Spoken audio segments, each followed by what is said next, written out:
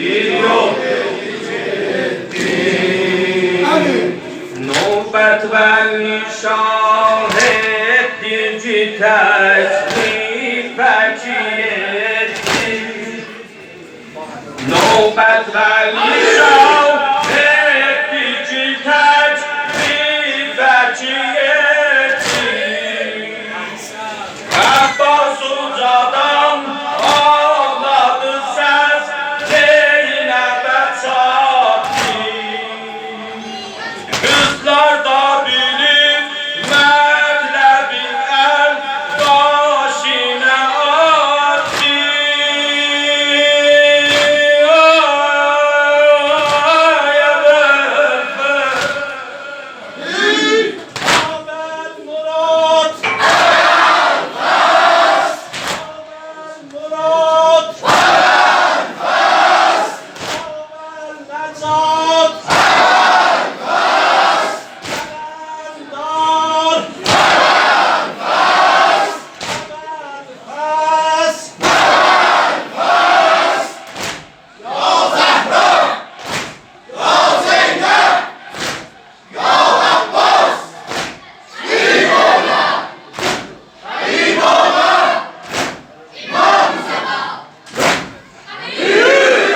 Abbas'a gelip cir olmaz başı gazaptan.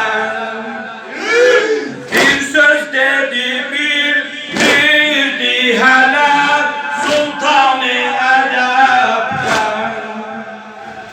Fikrim dolanır ayrı kıyamet bu sebepten.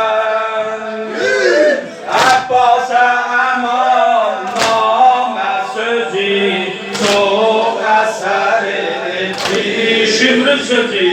Şimdinin sözü yasan idi.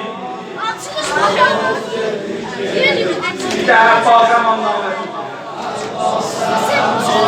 name sözü çok eser etti.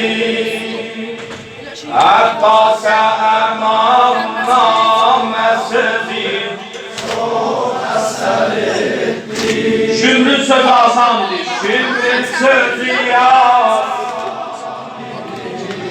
Yol dedicekti, bir yol dedicekti, bir yol dedicekti. Abbas'a eman name sözü çok eser etti. Abbas'a eman name sözü çok eser etti. Şimrin sözü yasan idi, bir yol dedicekti, bir yol dedicekti, bir yol dedicekti. Abbas'a eman name sözü, Abbas'a